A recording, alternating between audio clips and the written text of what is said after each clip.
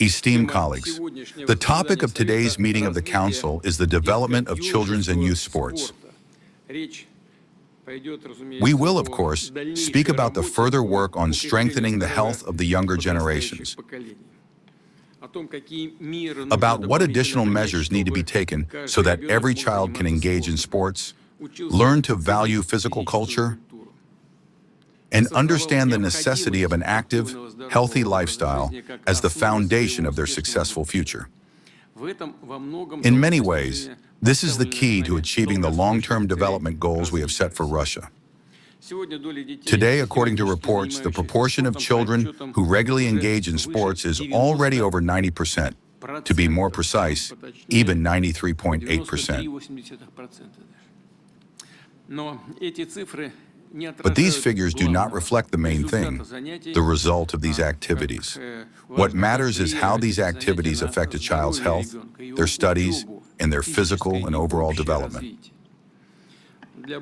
To more accurately determine such results and to further support the process of children's participation in physical education and sports, it is proposed to synchronize the activities of the healthcare, sports, and education systems, as well as local government bodies. I ask the government to ensure the fulfillment of this task, including with the involvement of our leading scientific organizations and the National Center for Sports Medicine, to develop appropriate guidelines and indicators, methods and evaluation criteria for everyone responsible for the education and physical upbringing of children and for the protection of their health. An essential role here, without a doubt, belongs to schools and physical education teachers. It is important to support their authority and create the maximum opportunities for meaningful, effective work, from reducing formal reporting to providing modern working conditions. It would be right to hear the opinions of the teachers themselves. I am sure that educators will readily explain what exactly is needed so that children are eager to attend physical education classes and enjoy participating in them. It is necessary to ensure that children engage in physical culture. This fully applies to extracurricular activities as well. Complementing the main educational program, sports activities should be not only sufficient in scope and beneficial to health, but also genuinely interesting. The work of school sports clubs should be organized in such a way that they become attractive to children, both in form and in content. Health as the main guideline for the development of sports and the promotion of the values of physical culture among young people requires high-quality medical support for sports activities.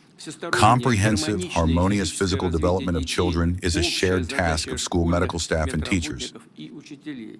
It is important to systematically monitor the athletic results of children and to create educational and training plans that take into account their individual characteristics. Yes, this is not an easy task, of course, but we need to reach precisely such a higher and more effective level of work. The objectives of medical and physical culture activities in sports as a whole should be approved in the strategy for the development of sports medicine until the year 2030. I ask the government, the Federal Medical Biological Agency, and, of course, the regions to undertake its formulation. New approaches in the field of children's and youth sports should also be reflected in the services of our state information systems. These systems are intended to contain not only data about those who regularly engage in physical culture, but also information about the dynamics of their health, as well as recommendations regarding the volume and quality of physical load. Access to such personal information must, of course, be restricted. The information must be protected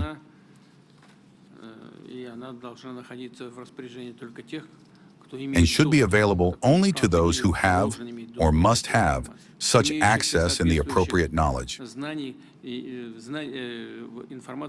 Information that is immersed in the relevant knowledge about a person, their qualifications, permissions, and so on. Here I would like to draw attention to organizations whose activities include the provision of physical fitness and wellness services.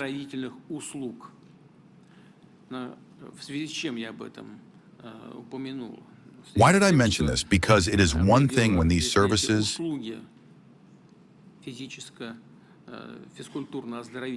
physical fitness and wellness services are intended for adults, and quite another when it concerns teenagers and children.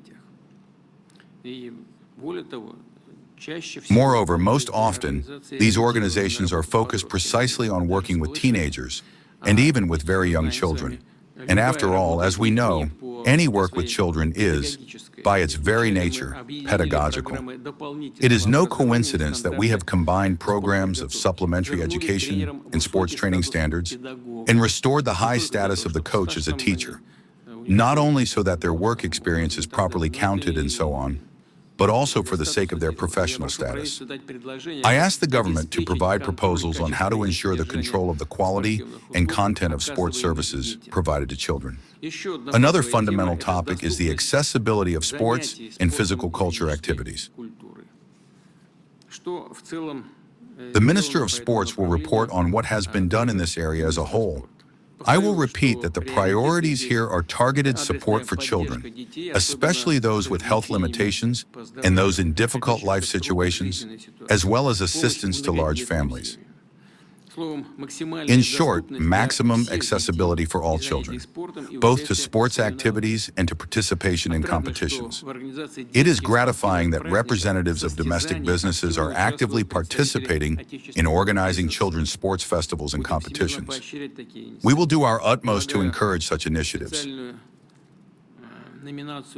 I believe that a special nomination for sports patrons and philanthropists should be established within the framework of the National Sports Award. Of course, we must not stop at what has been achieved, especially since, in the field of training the sports reserve, the system of children's and youth competitions has generally been built. However, regarding tournaments for amateurs, for those who do not plan a career in elite sports, more work still needs to be done here. I know that now, in a number of Russian regions, school sports leagues are being created.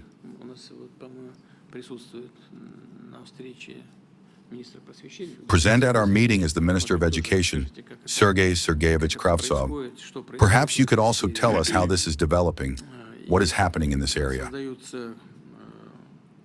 Entire groups of teams and clubs are being formed that will compete with each other. I believe that such leagues, especially in the most popular mass sports, should exist in all constituent entities of the Federation. I ask that the process not be delayed, and I propose dedicating the next meeting of the Council for Sports to the issues of developing the competition system in Russia. Let us move on to our work. The floor is given to the chairman of the State Council Commission of the Russian Federation for the area Physical Culture and Sports, Dmitry Vyacheslavovich Milyaev.